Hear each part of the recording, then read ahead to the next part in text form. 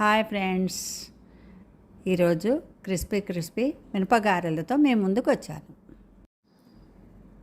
దీనికి నేను వైట్ మినపప్పు తీసుకున్నాను.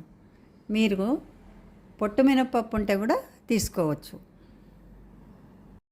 4 గంటలు మినపప్పు నానిన తర్వాత గ్రైండర్లో వేసి రుబ్బుకుంటున్నాను. మిక్సీలో వేసి రుబ్బే కన్నా గ్రైండర్లో వేసి రుబ్బుకుంటే మంచి టేస్ట్ ఉంటుంది.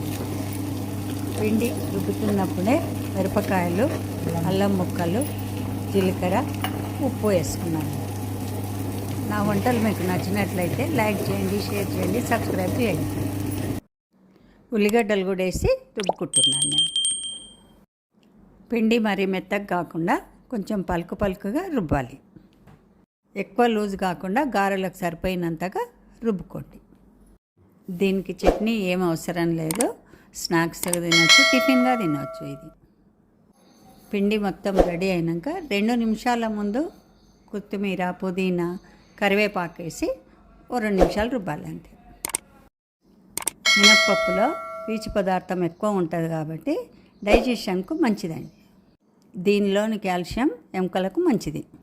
దీనిలో ఐరన్ సమృద్ధిగా ఉంటుంది, అందుకు రక్తహీనత రాదు.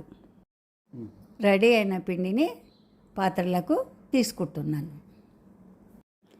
గారెల పిండి ఈ కన్సిస్టెన్సీలో ఉంటే సరిపోతుంది. పిండి రెడీ అయిందండి. ఇక గారెలు వేసుకుందాం మనం. ఆయిల్ పేపర్ మీద ఈ పిండిని పల్సగా ఒత్తుకొని మధ్యన రంధ్రం పెట్టాలి. నన్ను సపోర్ట్ చేస్తున్న వాళ్ళందరికీ ప్రత్యేక ధన్యవాదాలు. 2-3 రెడీ చేసుకొని ఆయిల్లో డీప్ ఫ్రై చేసుకున్నాలి. ఎక్కువ మంట మీద కాకుండా మీడియం పెట్టుకొని కాల్చుకున్నాలి. మంట ఎక్కువైనట్లయితే పైన కాలుతుంది ఎర్రగా, కానీ లోపల పిండి ఉంటుంది. అటు ఇటు తిప్పేసుకొని 2 వైపులా ఎర్రగా కాల్చుకున్నాలి. మినపప్పు దోశ పిండికి, ఇడ్లీ పిండికి, పొంగనాల పిండికి, ఇలా గారెల పిండికి కూడా వాడుకుంటాం.